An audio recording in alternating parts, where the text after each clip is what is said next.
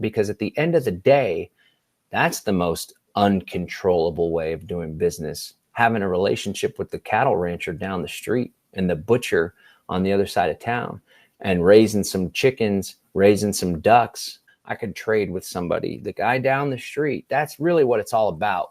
But first we got to get out of our shell, get out of our comfort zone, and go shake somebody's hand. That's the number one thing that's going to help us upset this beast system.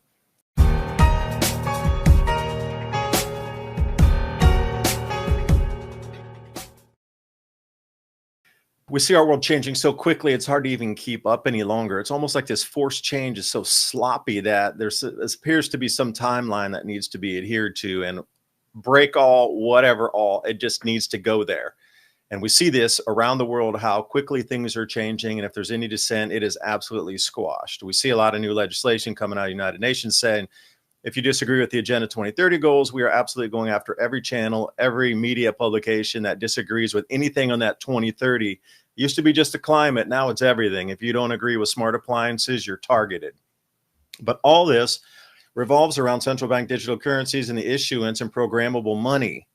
See, the reason they want to they didn't want to stop selling you gas stoves in America because it was bad for the environment. They wanted to stop you because they can't turn that off. It is natural gas and you cook your food. It's not electricity driven. You didn't comply, we turn it off. You don't eat kind of compliance. It was like, we can't control the cooking of your food. So put it in this context as we have the conversation today. The world we're going into is, you know, the rabbit hole is deep, it's dark, but down there is light. We have to find a way to navigate through this. And everywhere you look, you're starting to hear about CBDCs, tokenization of assets, digitization of forests using LiDAR to get carbon sequestration credits back into the countryside to help them lift their economies, and all these like kind of, you know, words that, you know, that are good for the farm gate and all these types of things. They check all the boxes for NGOs, etc. It's far more nefarious than that. So again, John Bush with me from Live Free Academy. We've done a couple interviews over the years.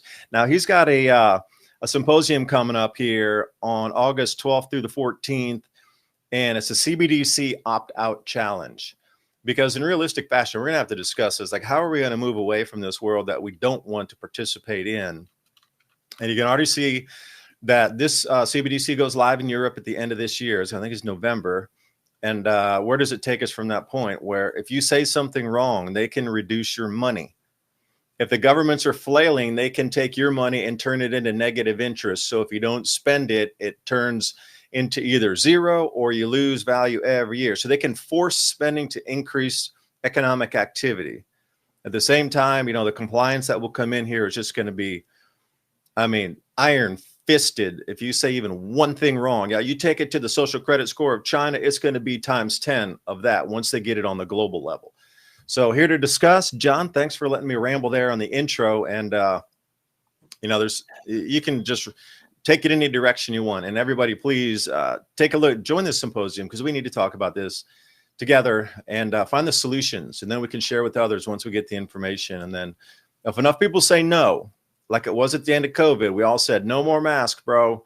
And it suddenly stopped on a dime because nobody else would comply with it. And we need to do the same thing with the CBDCs. So floor is yours. Yeah, sure. Let's roll. Thanks for having me on. Appreciate your work. What I try to focus on is solutions. So a lot of folks are living in fear, rightfully so. This predator class is advancing their agenda at breakneck speed. There seems to be a steady cadence. Then there's some kind of crisis, sometimes real, mostly manufactured, and that accelerates the agenda. And so what I want to encourage people to do is to step out of a reactionary paradigm where our entire lives and the things we focus on and the actions we take, a lot of folks were like reacting to the enemy's program. We need to take control of our lives, come up with our own plans, our own goals. And so the strategy that we like to promote at Live Free Academy, it's called Exit and Build. Exit the beast system and build a new system. The obvious question, are you on shrooms? Illuminated shrooms, combining 6 powerful mycelium and a Fulvic mineral delivery system, selected for their synergistic restorative and protective actions, potent organic extracts of Cordyceps for stamina, lion mane for cognition, Reishi for longevity, Chaga for detoxification, Agaricus for resistance, nutrient-rich turkey tail, a new standard and excellent illuminated shrooms from Alfa Vedic. And please remember, ladies and gentlemen, every purchase you make helps keep this podcast on air, bringing information just like this, because we're at this critical juncture right now in our civilization, our society. We need to share information more than ever. We need more solutions than ever. And sponsors like Alfa Vedic keeping us on air just like this, your support to them helps support us, because we need to go through this together. And the more discussion and the more solutions, the easier it's going to be. So please remember, that link's in the description box below. And are you shrooming? I've been studying the predator class, the New World Order, whatever you want to call them, for a good 22 years now. And, it used to be, we got to wake people up so we can prevent the New World Order from coming. And then the technology advanced at a rapid rate. And then, of course, COVID really accelerated things. But now it's like, it's breathing down our necks. And so we need to take action.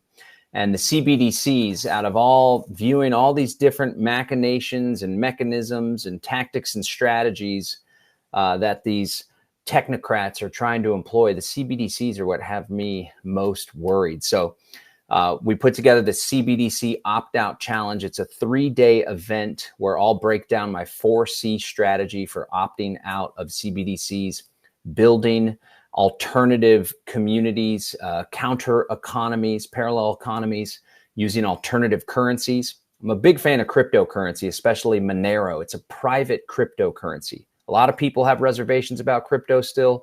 I want to help overcome those objections, because it's my firm belief that private cryptocurrencies, those are where you can't tell who sent what to whom or how much crypto you're holding.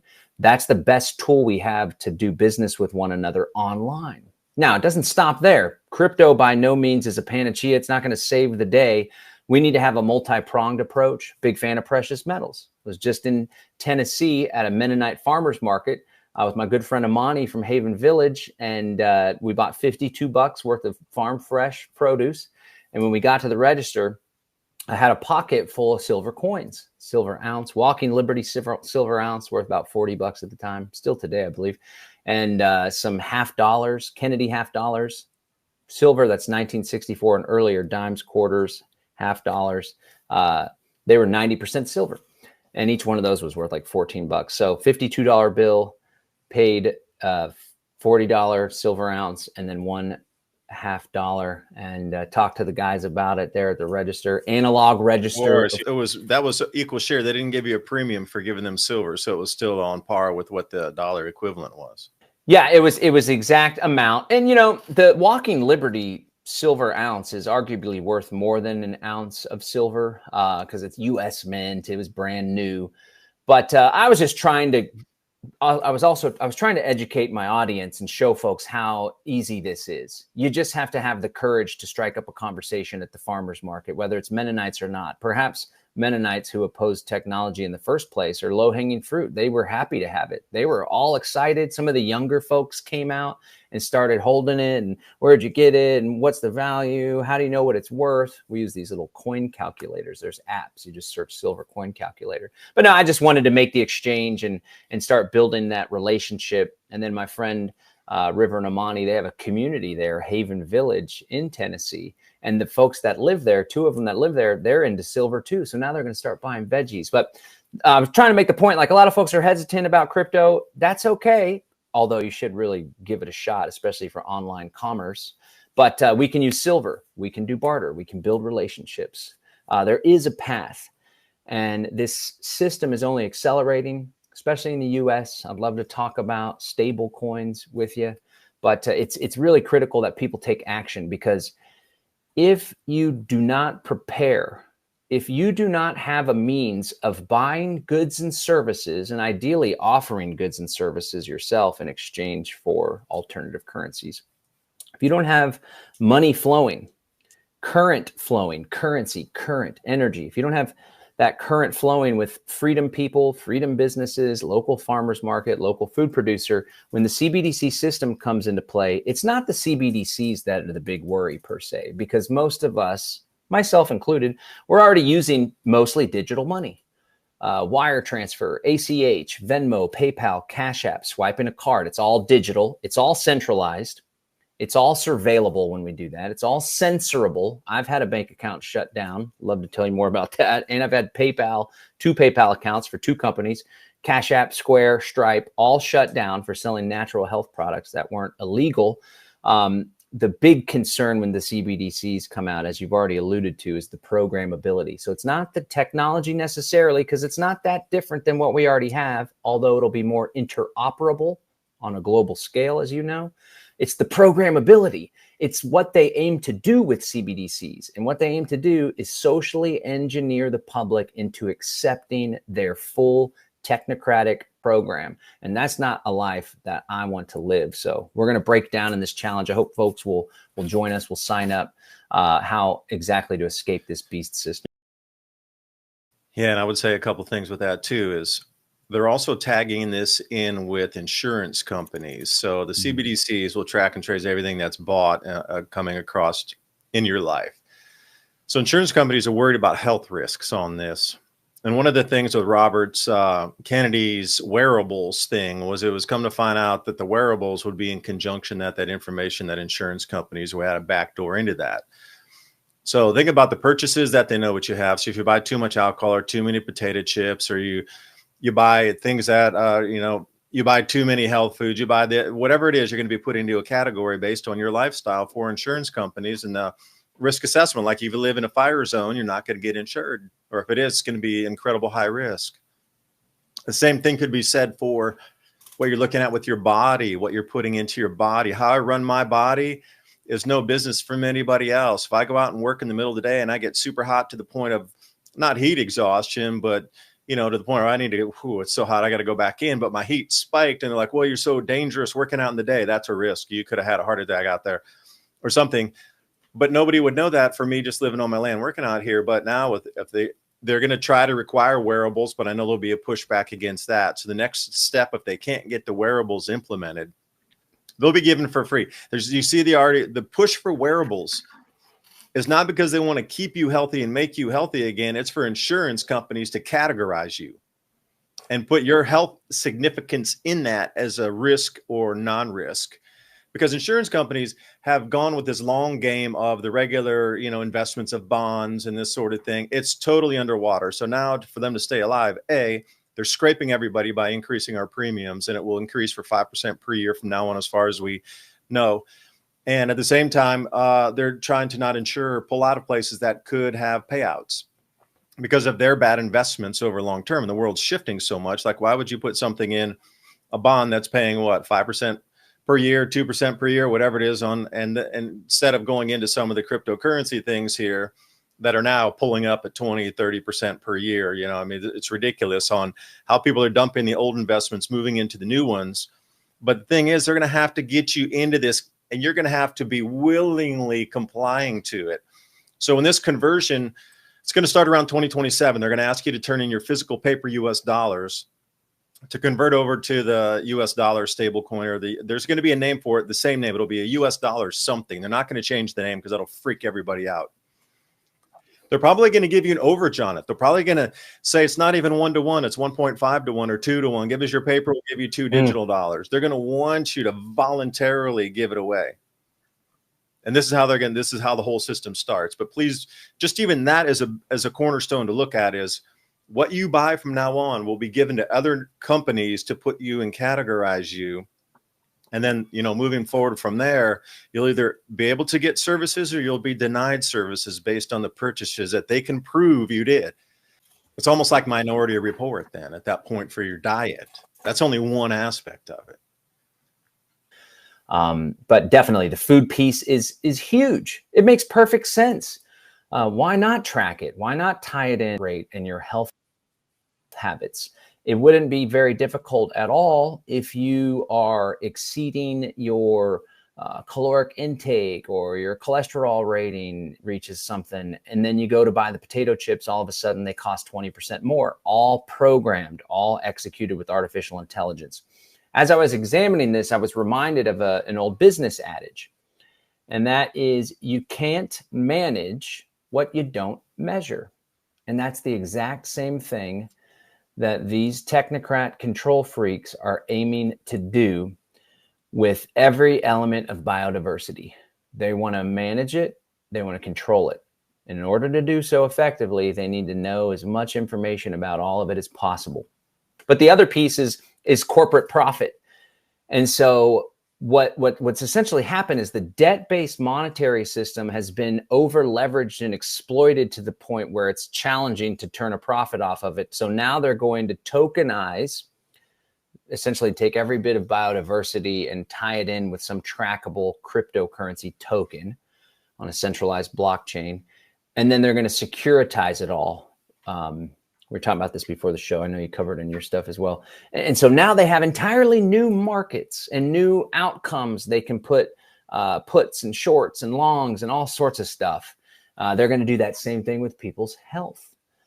We're going to bet that the insurance premiums are going to remain here, or that this particular group of people that we've identified with these characteristics and we have this archetype for them, their outcomes are going to go down. These other people's outcomes are going to go up. Let's make bets on it. That'll all be tied in with the CBDC system, their backdoor casino aspect of it. So it's like, yeah, we share this stuff not to alarm, to inform, but also I hope it lights a fire under people's behinds, because we don't have to have a reality where we're just like, well, that sounds really crappy, and that's unfortunate that that's going to happen to me, especially my kids and my grandkids. No.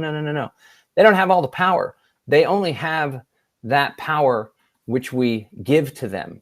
So what we're encouraging people to do is to take their power back, their individual sovereignty, and to recognize that we all have this beautiful, divine, creative spark within us.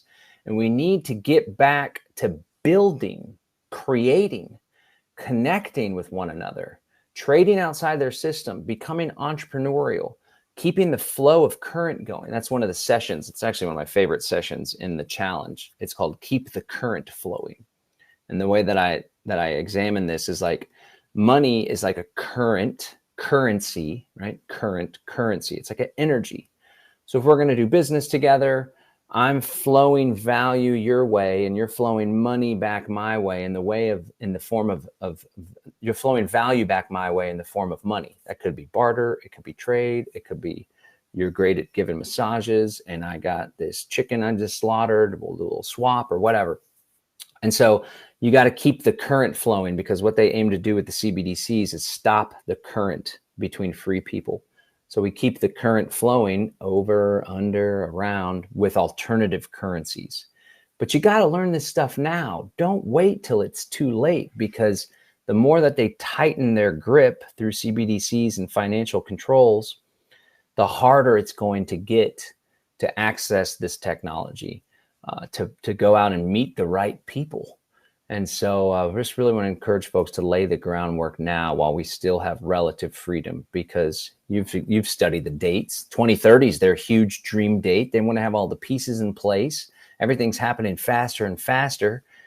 They never let a good crisis go to waste. So, I think it's still frog in the boiling pot, and they still got to run their pilots, and then understand too, all of these systems are going to be interconnected to form a global control grid. But it's just one crisis away from them ramping up, accelerating, or forcing an existing system like stablecoins here in the US onto everybody. So we need to be prepared. And you'd mentioned Monero as a anonymity token. Well, there's others out there too. You got Pirate Chain and Zcash, one of the originals. So a good thing is to familiarize yourself with those. Verge as well. That's an old school one, but they've kind of changed tax a little bit. And notice what the ISO 20022 tokens are for these payment rails that are going to be in here. You got things like Algorand and XRP and Stellar lumens, that's another one. You know, so all these are going to be used for different levels of payment. Like Stellar XLM is going to be used for like buying a stick of gum or a pack of gum. Something else is going to be a little bit higher up the value chain. And then we have this thing that's going to fund all the banks for instant demand liquidity, which is XRP on the on-demand liquidity side of things for their distributed ledger settlements. And that goes all the way global. So as we roll through everything here, it's good to familiarize yourself with the different tokens that will be used during this time. So once you see them implemented, you could go, oh, that's just another verification. I see that one. They were talking about that one. So once you see all this happening, then this stablecoin issuance, the whole thing about the stablecoins too, is that US dollar, like you said, is kind of, it's at this juncture point. I'm not going to say it's dead. It's not going to die in a day. It's at this point of inflection right now. They need to get more people to use it. And the easiest way I was explained to me was if they can get on a digital system dollars, then somebody, a taxi driver or an Uber driver in Brazil could accept USDT as their payment or USDC, whatever it is, instead of taking local currency. And that way the usage of dollars could spread across the planet completely, because that option for everybody to use tethers or Circle, USDC stable coins issued at the level. And then also, hell, maybe there's a huge push for corporations to issue their own too. I know Walmart was going to do it. So I know there's Walmarts in every single country around the planet. So perhaps they would want to take Walmart issued coins because they know they're going to go to Walmart to shop. So a lot of these are going to be something like this. And then the actual use of native currencies is going to decline in tandem with the rollout of the corporate tokens, as well as the the stable coins that are going around based on a US dollar. So how do you give value to that? That's another point. Is we could say we're going to make all these USDT and we're going to print all this digitally. Well, people just look at it and say, well, it's going to be worthless, but it's not, because you touched on it there, the digitization of everything. And it goes beyond the biodiversity as well. It goes to every mineral deposit in the ground assigned a value. It goes to every natural gas well, every oil well in the ground assigned a value. Like the water, that's a terrifying thing they want to try to control. The forest, that's dangerous too. But even beneath our feet, they're going to assign a value to every single square inch of this earth, above it, on it, and below it. And once all that is wrapped into a package, then they can say we have this much value that we can issue against. So the banks that hold your mortgage are also going to bail that in and go, your house is worth this much. Now our bank can issue this much stablecoin because we have this many assets under management. So this is the way it starts, and it rolls this direction. And the whole thing is getting more adoption of using US dollars outside the United States. So it is going everywhere. Yeah, and you got to hand it to Donald Trump. It's pretty cunning. I always look at the predator class and these oligarchs and kind of awe, like, wow. Of course, they make a lot of mistakes, and sometimes we can see right through their agenda. But other times you're like, man, I got to hand it to him. This is pretty cunning stuff here. And I think that's what's happened with Trump. You know, he said he wants to make the dollar strong, and everybody knows that the dollar is overextended. But what they managed to do with these stable coins, so the new legislation that passed, called the Genius Act, regulates stable coins. Say what you will about he filed for bankruptcy. Say what you will about he's just building on the back of his father. First of all, he's taken things to a whole nother level from what his father did. And second of all, a lot of entrepreneurs file for bankruptcy. You win some, you lose some. It doesn't mean that he hasn't created $1 billion real estate empire. But one thing that Trump's good at is execution, is the art of the deal. Great book, by the way. Everyone should give it a read, especially if you're in business. And he's surrounded himself with effective allocators of capital. A lot of big tech oligarchs as well. This essentially is a group of people that can get stuff done, because the cunning thing that they did was leverage existing technology in the form of stable coins, technology that's already in existence and already fully operational on a global scale. Not only that, but he also killed two birds with one stone, in that now he found a mechanism for propping up U.S. debt.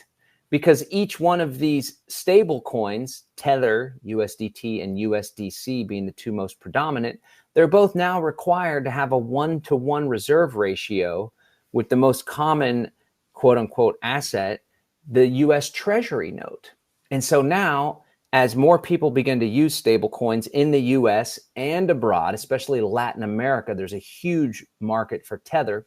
There's all of a sudden going to be much more demand for buying these treasury notes, which is simply propping up the United States government Fugazi machine that was kind of on its last leg. Like you said, the dollar wasn't going to collapse today or tomorrow by any means, but we all saw where things were going. Now there's this huge new demand for treasuries propping up the dollar. And not only that, the revolving door between the Commerce Secretary Howard Lutnick and Cantor Fitzgerald,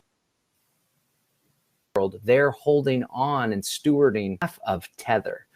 So it's continuing the foreign wars of aggression. It's continuing the financing of these phony entitlement programs and just Fugazi United States government. I got to hand it to Trump for pulling it off. And of course, one big worry now, and this is what Aaron Day, great researcher, he'll be joining us for the challenge. Aaron Day, I'd say he's probably the world's leading researcher on CBDCs, especially this whole stablecoin sneak attack. He saw it well before I did. I learned like, oh, wow, this is what's going to happen here in the US. You're right.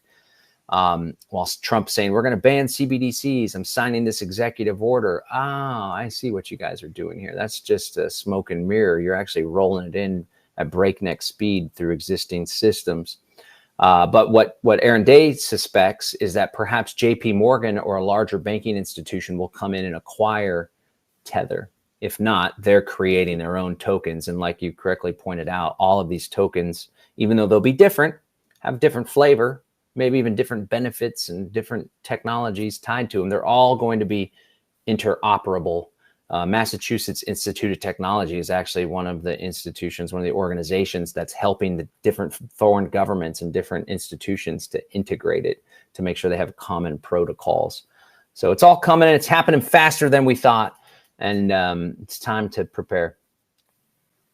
Yeah, another thing that's hitting the airwaves too is getting loans against your crypto. Like there's a huge push right now. Now it's in its infancy where it's pure capital. So it's like if I walk into any place with a kilogram bar of gold, they're going to give me a loan against that. I don't care if I've been bankrupt 6 times, lost my house, and I'm living on the street. If I have a bar of gold, that's good enough for capital to get at least a percentage of that for a loan that they will take as pure capital. The same thing with Bitcoin and Ethereum. You can go to certain places right now that are online and you can pledge your Bitcoin and they will give you, up to 50% of that loan to value ratio. So if you, easy math, if a Bitcoin's 120,000, they'll give you 60,000 on 50% of the value of that Bitcoin. Now you need to pay back the interest plus the loan itself. But if Bitcoin were to go up to say 200,000 or 300,000 next year, you would pay off the old loan and get the new money to create a new loan off of that at a higher value for Bitcoin. That's great because I believe a lot of these people are true and they have good intention that are trying to roll this out. But again, above them resides the predator class and they want your Bitcoin. There's going to be a liquidity shortage of Bitcoin coming up shortly. Not exactly defined as which month and which day, but there's so many corporations that are buying it. And once it comes off an exchange somewhere over the counter, it goes right into their treasuries, never to move again. Now that's great if only 2 or 3 companies were doing it, but there's over 1,000 companies since the last 2 months that are starting to buy it. Once you start to look and see, all right, well, this will eventually go down. When I first started looking at the liquidity issues, it was around 2.9 million liquid Bitcoin are out on all the exchanges around the world and everything. Today, we're right at 2 million. So within 3 months, a full million has disappeared of liquidity off of there. That's only 3 months. 3 months. And now it's just the corporations are going into FOMO, the fear of missing out, because they didn't get in at Bitcoin at an earlier price. And look at Michael Saylor and look at the valuations and the Bitcoin treasuries and all these things. Look what Strike's doing. It's getting the corporations like, oh, we need to get this bit. We need to buy Bitcoin now. So there's 58,000 companies in the world. There's 12,000 family offices that are high net worth individuals. Just that alone puts it at right around 70,000. Then we got, several hundred governments around the world. So put this in perspective for a second. If all of them go for Bitcoin at the same time, or even a portion of it, there's not going to be enough. I was doing on 60,000, just even math. And even at the amount of available Bitcoin at that time at 3 million, it was just fractions of a Bitcoin of everybody, all corporations and family offices wanted to purchase. But we're quickly coming to this point where they're going to need to run the price up to liquidate it and get it out of your hands. And at the same time, they're going to be pushing these Bitcoin and crypto loans on people that it sounds so safe and so like, wow, I can live off of this crypto that I didn't sell since 2017 or 2013 or whatever. I can live on that now. I'll just pledge it over there and I'll just keep re-rolling the loan. But yeah, you know, we saw The Great Taking in that book by David Rogers Webb and the subsequent videos that it just, you won't sleep for a week after watching that. Somewhere in there, as you say rightly, John, there is a predator class that will use these already pre-existing laws to swoop your Bitcoin out of there, because by the time it goes from your wallet up to these companies that will pledge that for collateral to give you the loans, it needs to move through a traditional bank. And that's where we get this possible swoop neck out of there. I'm not even going to call it a bottleneck. It's a swooping neck, because well, all these pre-existing laws that are there, because there's bail-ins, you mentioned JP Morgan, and that was what brought me to that. Like all this collateral that could be used to bail out a bank instead, bail in the bank for your collateral.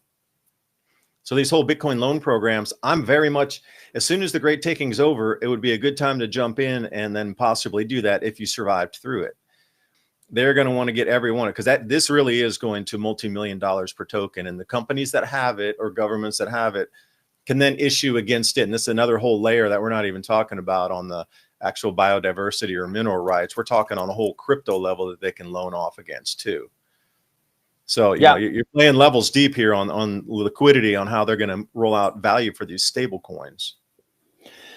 For sure. And it's really important for folks that do hold Bitcoin or any cryptocurrency for that matter to self-custody your cryptocurrency. Without a doubt. The demand is there now. The liquidity, the supply is shrinking by design and by demand. And it's not just going to be retail competing for it. It's now corporations. It's now family houses. And it's going to be banks, governments, and even central banks. And I believe they're going to settle their own transactions, large transactions amongst the big banks and the central banks with Bitcoin, or at least promises of Bitcoin, just as they did originally with gold. But we all saw where that went. Now, it's this weird inversion, just like you said. We have this positive thing, and I believe Bitcoin to be positive.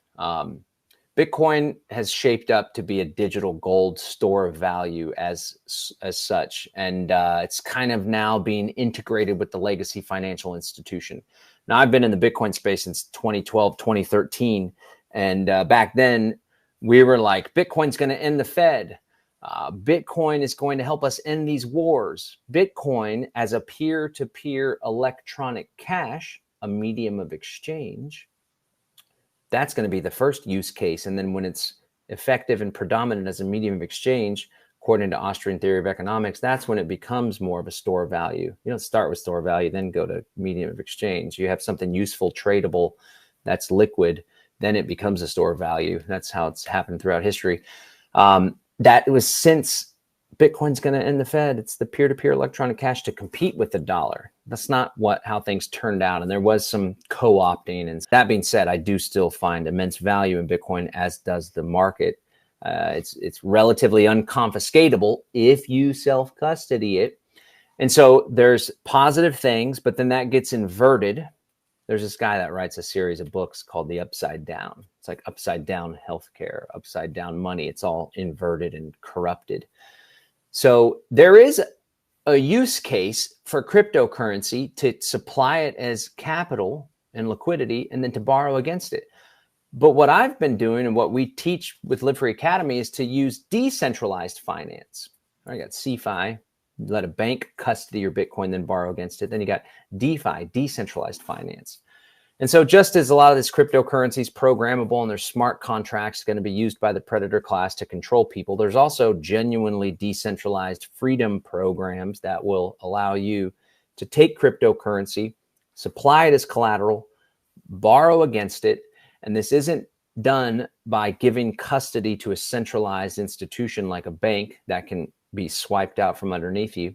Once you hand it over, you know folks aren't going to read the You're fine not coming back. That's the whole danger I'm trying to say, is once you pledge that, your chances of getting it back intact are what percentage do you think, John? Pretty low. Yeah, but Pretty but what low. I'm talking about is you're putting it into a smart contract that's open source and visible and viewable. And this is a coded agreement amongst those that are supplying the liquidity in the form of crypto, and amongst those that, and then the program lends it back to you. It's not centralized. It can't be. Now, because the code is open source, it makes it extremely anti-fragile, in that if there is some sort of exploit or vulnerability, the entire space and all the other coders and developers and people that have billions of dollars in liquidity have an interest in finding that and patching it. The platform that I use, I've done this before. I've been doing this for about 4 or 5 years. I did it to pay for my house to get painted. It was about $5,000. It was the first use I used to decentralized finance. I did it for a down payment on our solar system. I did it for a down payment on a car. I did it to put a deposit to expand our offices a few years ago. I did it when there was a little bit of a cash flow crunch in my company. And then you pay it back and you get access to your crypto back. And so it's a positive thing, but the warning is, and I'm not saying that that's foolproof either. Sometimes these smart contracts end up having an exploit. Sometimes these stable coins end up losing their peg. They're no longer worth $1. It's happened with decentralized stable coins in the past. But there's certain principles where you can engage this game of cryptocurrency, alternative financial systems. But you need to follow these principles. And the number one principle is self-custody your crypto, not your keys, not your coins. You never hand over cryptocurrency to a third party, because once you send it to them, even if they're custodying, even if you got some kind of bank contract, it's only a matter of time, just like they did with gold in the past under FDR, they could take it. So you don't hand over your crypto, because if they have the private keys, then they have control. And the whole beauty of crypto is you having control. If you are going to engage in some sort of financial contract, like a decentralized finance smart contract, make sure it's open source. And there's been a ton of eyes that are constantly watching this contract to ensure that what this platform says they're going to do, they are in fact doing. And then, of course, never put more in than you're willing to lose, because it's not the same. Well, it's all just trading and valuing risk, of course, because having a traditional loan with the bank isn't as safe as we may think it is. Borrowing money from a friend isn't as safe as we may think it is. Same thing with using decentralized finance. So don't ever over leverage yourself, and always be mindful of the liquidity ratio, the collateralization ratio. Just like you said, some of these platforms have a 40%, 75% collateralization ratio. But I just want to throw that out there, because yes, people are going to be invited and lured in, and then they're essentially handing over their gold to the banks, which are only going to over issue the currency on top of it. And eventually, because it's going to be in such high demand and governments are going to be fighting over it, just as they fought over gold for centuries, they're probably going to take your Bitcoin. So don't hand it over to anybody. Yeah, I would agree with that. And those bounties, what John was talking about here is those people that are in an open source program, platform, whatever you want, like to term that as. There's bounties out there where, there's up to $8,000 to $10,000 if you're finding a little piece of code that's not correct, and they're paying that out all the time because they want that security in there. So if you have if you go to GitHub, you can find a lot of this stuff. But if you got 10,000 coders out there looking to all, get some reward for finding a piece of broken code or an exploit wherever, I mean, it self-heals itself within, a day or so. But that, you're right, that one vulnerability for those few seconds that it's not patched up is, the thing. And there, again, familiarizing yourself with anonymity tokens, or at the same time, what are the decentralized platforms that you can use, like Uniswap and Aave? Well, I use Compound as far as the decentralized finance goes, and I haven't had any problems whatsoever. The interest rates are far lower than you get from a bank. Here's another thing too. This is what we teach in the CBDC opt-out challenge, because the technology is great. And And yeah, there's this anti-fragility when you have those bounties. So thank you for pointing that out, because it's like a self-correcting, autonomous organization, which is really pretty cool, and exists in a decentralized way on the internet, making it, and it's global, making it nearly impossible to shut down. Same kind of thing: global currency, global technology, centralized, corrupt, predator class, private and secret, and then global technology, global trade, currencies being used globally, open source, freedom-based, decentralized, uncontrollable. It's like an inversion of one another. And so a lot of people are dismissing cryptocurrency altogether because they think it's digital currency and it's bad and it's the beast system or whatever. But you're doing yourself a great disservice if you just dismiss currency, cryptocurrency, especially Monero. That's my favorite private cryptocurrency. It's the #1 private cryptocurrency. Zcash is great too.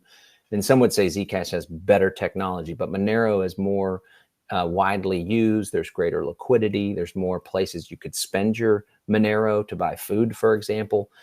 So don't throw the baby out with the bathwater, because as I shared earlier, cryptocurrency, especially Monero, it's the #1 tool we'll have to continue doing business with one another online. But let's not forget, let's not go back to our roots.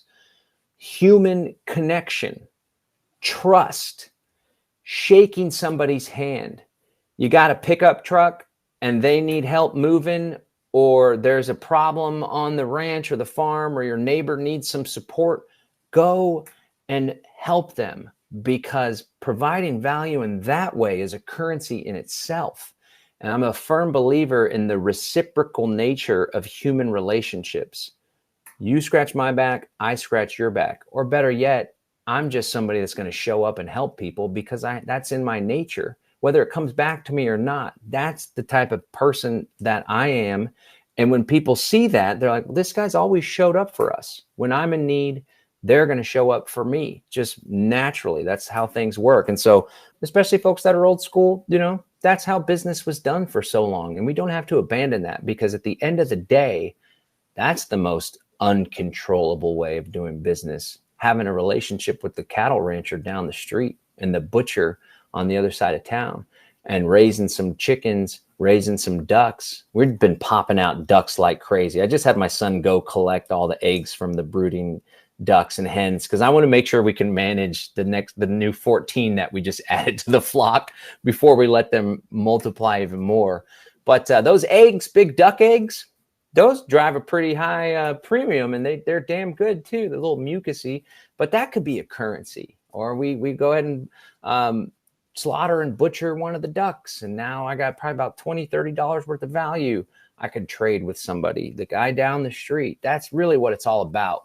But first, we got to get out of our shell, get out of our comfort zone, and go shake somebody's hand. That's the #1 thing that's going to help us upset this beast system. But helping people really goes a long way. And when things start to break down more, these centralized systems start to fray at the edges a little more, they're going to remember who they can trust and who they can't. Because at that point, when resources get a little more, let's say, valuable and, a little more heavy on the trade ability of it, they're not going to just welcome anybody in, or they're going to know who didn't help, who the scoundrels are. Like a community knows all this already. So for those of you living in cities, you're not just going to rock up to an Amish farm when, the supermarkets are making you go through these hoops and hurdles with the CBDC for your swipe codes to be able to buy. Well, I'm just going to the Amish. They take silver. There's going to be a line way in front of you of people that they already know that live around here that they're going to want to trade with and sell with first before they'll be like, who's you? You never saw you before. First time down here? What? Yeah. Hey, what are you doing? They'll bring you in get those relationships set up early, especially those who provide you with the foods. You know where your butchers are, know where your ranchers are, so you can get a whole animal. So it's good you brought that up, because you're going to need to meld between these two worlds. Now, I'm just unsure.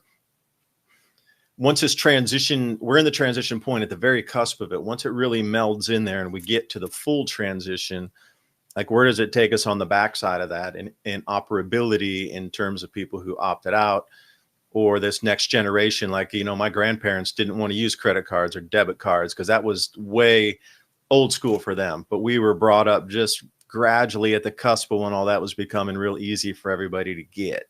Now today, you don't even think about it. You can't operate it without having it. I mean, it's just so common that you couldn't even envision a world where you didn't have a credit card or a debit card like that. What? So this same kind of world we're going to move into, what's going to be next, that they, you know, in 20 years from now, they're like, I can't even believe you could operate in a world without that type of financial instrument or access. Well, eventually it'll be, I can't believe you're operating without your Neuralink and you're not tapped fully into the system, unfortunately.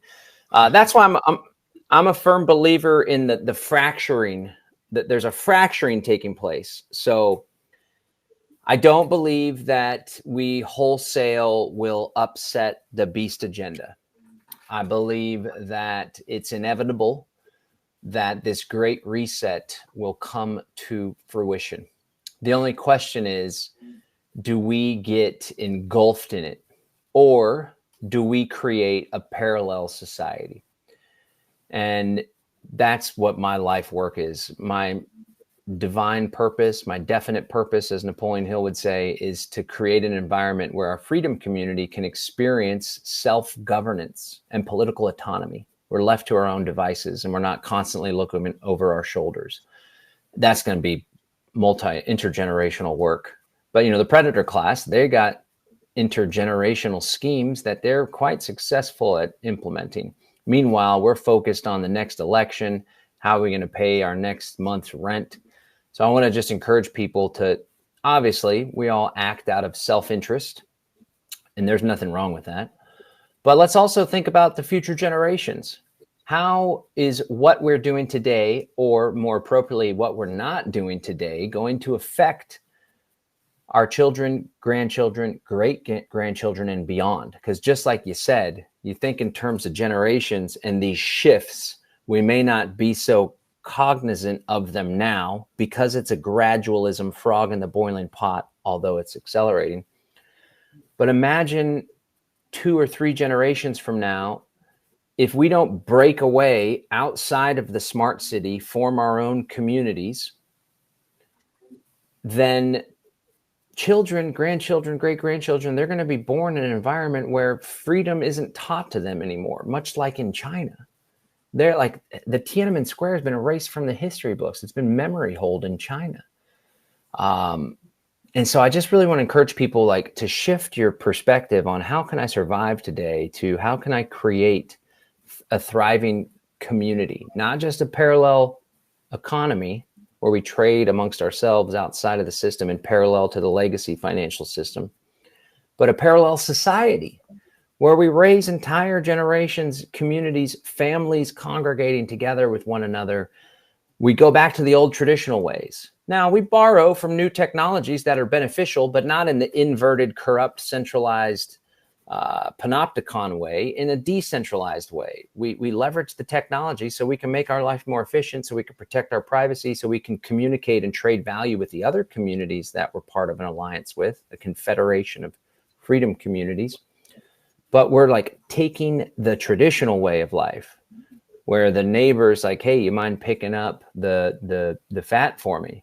And you're like, no problem. I'm going that way anyway. And then they hook you up where, hey, I'm going to be out of town visiting family a couple cities away. You think you could watch after the ranch for me? And we get each other's back. That's what it's all about. And here's the thing too. This is like a reaction. We're trying to protect ourselves from what's to come, but this is how we ought to be living anyway. This is in our nature to connect with the land, to connect with our neighbors. And so that's the underlying foundation of everything we're teaching. Yeah, I'll teach you how to set up a crypto wallet and do it privately and do it with self-custody. I'll teach you where to acquire tradable silver at a low cost, and then what conversations to have and how to bring it up to the guy at the cash register at your local tackle shop or whatever, the farmer's market. But ultimately what we teach and what we're really going to drive home in this challenge is the number one thing that we need to do is take responsibility for our freedom and learn to leave a lasting legacy of liberty for the generations to come. That, if you know what you know, if you're subscribed to this channel, if you're aware of everything David's teaching and what we've been sharing today, maybe some of it's new to you, but maybe you're like, yeah, this is a big problem. I've been studying this. This is a problem. If you know what you know, then I would argue that you have a duty to take action, to participate in creating this alternative system so that the future generations can get a taste of what real freedom is all about. That's our mission. And I'm always honored to come on your program and share a little bit of my world with you. Yeah, that is great. And please remember, that's the CBDC opt-out challenge, August 12th to the 14th, every morning at 10 a.m. And then you're going to have a final day going on there, John Bush Live Free Academy. I'm going to include that link below in the description box so you can click on that and see if you find something that piques your interest that you might want to join. The information is going to go far beyond what we spoke about today. So if you found even something or a couple nuggets in here that you're like, oh, those guys, I know a lot, but I didn't hear about that. This is just, we're just scraping the surface here. So it's going to go deeper on that too. So, you know, you're talking to people that are so many levels above where we sit, and myself, and what I can find just on the, you know, around the web, looking at Bank for International settlements reports and all these kind of World Bank reports. They put it all out there. So if you're really looking, you can find it, but not a lot of people look. So this is going to go in depth, really help you get some, you know, planning of where you possibly could go to try to move through this. You know, in the beginning, we're going to be able to swiftly move through from, it'll be like jumping on rocks through the stream, but eventually you might come to a waterfall and you're going to think, well, how am I going to traverse that? That's what this is all about. We're going to skip on some rocks for a minute, but then we're going to come to a bigger blockage. But then how do you overcome that? Go up it, around it with others. So appreciate you watching. Hope you got something out of our conversation, and I'll see you next time. John, any last words there before we wrap it up? No, thanks for having me. Yeah, I hope folks join me with the challenge. We'll get down and dirty with the problem, and we'll provide a whole lot of solutions. And just want to thank you again. It's always an honor to join you, and I really appreciate what you're doing here on the program. Likewise. See if mine's thinking the same thing. We'll see you. Bye for now.